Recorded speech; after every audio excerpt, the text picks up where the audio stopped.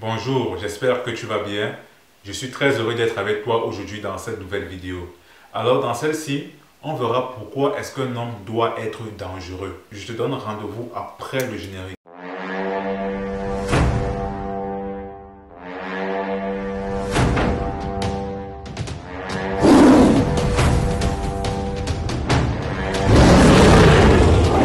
Je suis sûr que pendant l'introduction, quand j'ai dit un homme doit être dangereux, beaucoup se sont dit ah mais qu'est-ce qu'il va encore nous raconter celui-là? C'est quoi qu'il veut nous enseigner? Il veut nous enseigner le mal, mais qu'est-ce qui se passe avec lui?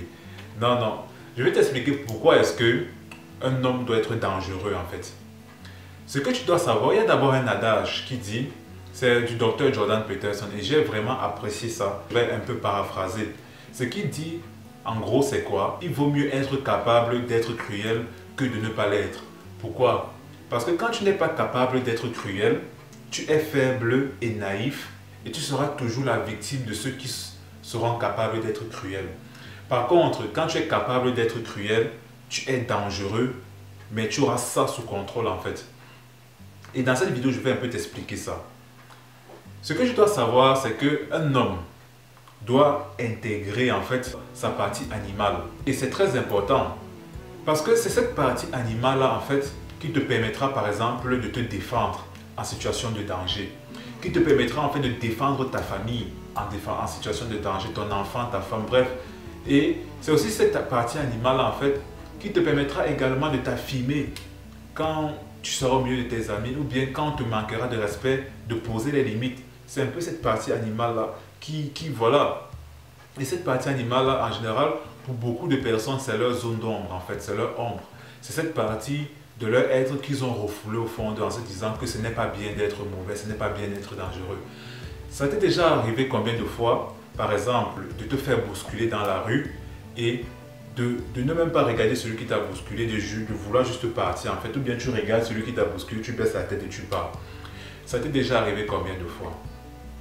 Ça t'est déjà arrivé combien de fois? Par exemple, tu es au bureau au milieu de tes amis, de tes camarades de classe, de tes amis ou bien de tes collègues et une personne lance une blague désobligeante à ton égard. Tu as envie de répondre mais tu te retiens. Ça t'est déjà arrivé combien de fois? Et après, quand tu rentres à la maison le soir, tu commences à te plaindre, tu dis non, il a été méchant avec moi, elle a été méchante avec moi. Ou bien quelqu'un te fait quelque chose de mal et tu encaisses simplement. Tu n'exprimes pas ce que tu ressens, mais quand tu arrives chez toi, tu commences à crier dans tous les sens ou bien tu commences à te dire non, j'aurais dû faire ça, j'aurais dû lui dire ça, j'aurais dû lui dire ça. Et c'est ça, c'est-à-dire quoi? C'est cette capacité d'être dangereux là que tu as refoulé en toi. Tu te dis non, si je réagis, on va mal me voir, si je lui dis ça, on va croire que je suis méchant. Non, ce que tu dois savoir, c'est que dans certaines situations dans la vie en fait, tu dois t'exprimer, tu dois t'affirmer, tu dois dire ce que tu penses. Et tu ne dois pas avoir peur de choquer, tu ne dois pas avoir peur de blesser en fait, dans certaines situations. Pourquoi? Parce que souvent c'est nécessaire de le faire. C'est très nécessaire de le faire souvent pour que les gens te respectent en fait. Et c'est ça. Regarde les personnes autour de toi qui n'ont pas peur de dire ce qu'elles pensent.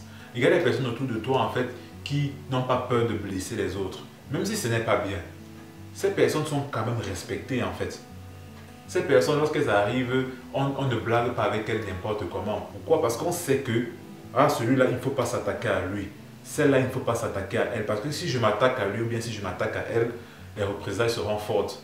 Est-ce que tu es ce genre de personne-là? Lorsqu'il y a une situation désagréable, tu dois être capable d'exprimer en fait ton désagrément. Tu dois être capable d'exprimer en fait, c'est ça ta dangerosité en fait. C'est-à-dire être un peu agressif. L'agressivité, ce n'est pas seulement avec les coups de poing ou bien voilà. L'agressivité peut aussi être verbale. Mais l'agressivité verbale, c'est pas forcément les insultes. Mais c'est être capable en fait de se défendre de façon ferme. Ou bien de s'affirmer de façon ferme en fait. Dans les situations de danger, dans les situations où tu dois te défendre, tu dois être capable de te défendre en fait. Que ce soit physiquement, que ce soit verbalement, tu dois être capable de te défendre. Il y a des gens qui ne sont même pas capables de donner un coup de poing en fait. Ils vont dire non, non, c'est pas bien de le faire. Non, tu dois être justement capable de le faire en fait. Tu dois avoir cette agressivité en toi et c'est pour ça qu'un homme doit être dangereux. Un homme, quand Tu vois, les hommes les plus charismatiques, en fait, ils ont ça en eux, en fait. Ils ont cette aura d'homme dangereux en eux, qui sommeille en eux, en fait. Même pas qui sommeille, mais ils ont cette aura-là. Tu sens que avec cet homme, il ne faut pas que je m'amuse. Parce que si je m'amuse, soit physiquement, il va me battre, soit verbalement, en fait, il va me remettre à ma place. Donc, voilà, je le respecte. Et en général, ce type d'hommes sont très gentils. Mais, par contre, quand tu débordes leurs limites, en fait, ils te font savoir que tu as débordé les limites. Et quand tu vas aller plus loin, ils te soumettent à une opposition, en fait, à laquelle, voilà, tu sens qu'en face de toi, tu as un homme. Et sache que les femmes respectent énormément ça. Et les femmes, entre guillemets, adorent ça. C'est-à-dire, les hommes, c'est ce type d'hommes, en fait, qui sont capables, voilà, de faire des choses dangereuses. Parce que si ta femme, ta copine, sait que avec lui, il y a certaines limites que je ne dois pas traverser, parce que je sais que si je fais ça, le côté de sa personnalité qu'il va me montrer, je ne vais pas aimer ça. Elle va rester tranquille. À un moment donné, elle va te respecter, en fait. Et c'est ça. Par contre, si elle sait que, quel que soit ce que je lui fais, en fait, il sera toujours comme ça, il ne va jamais rien me faire, il ne va jamais réagir, voilà, elle va te marcher dessus. Et c'est ça qu'il faut comprendre. Un homme doit être dangereux, en fait. Être capable de te défendre verbalement et physiquement. Mais le faire quand c'est nécessaire, c'est ça qui est le plus important ici, c'est ça qu'il faut comprendre. Il faut le faire quand c'est nécessaire. Et c'est ça. Moi aussi, j'ai eu ce problème dans le passé. Je ne savais pas me défendre verbalement, mais physiquement, si, parce que j'ai été un grand bagarreur. J'adorais les bagarres quand j'étais plus jeune, en fait. Je n'ai jamais eu peur de me lancer dans une bagarre. Par contre, verbalement, je me retenais toujours. Une personne pouvait m'humilier publiquement, en fait, je ne réagissais pas verbalement. Pourquoi? Parce que dans ma tête, je me disais qu'il faut toujours que je sois poli. Non, la politesse a des limites, en fait. La politesse a des limites. À un moment donné, lorsque la personne dépasse tes limites à toi, tu dois lui dire, hey, tu as dépassé les limites, il doit avoir des conséquences. Il doit avoir des conséquences. La personne doit savoir que si je dépasse les limites avec ce monsieur, il y aura des conséquences. Donc, mieux vaut que je me comporte bien avec lui, en fait. Et que mon comportement, je le surveille. Parce que si je dépasse les limites, ça ne va pas bien se passer. Tu dois être ce type d'homme-là, en fait. Et pour être ce type d'homme-là, justement, enlève ces barrières dans ton esprit selon lesquelles, voilà, il faut toujours être bien vu. Et tu n'as pas envie de blesser, tu n'as pas envie de faire mal. Non. Souvent dans la vie, il ne faut pas avoir peur de blesser, il ne faut pas avoir peur de faire mal. Il faut s'en foutre de ce que les autres vont penser de tes actions, en fait. Et simplement agir. C'est tout, c'est simplement ça.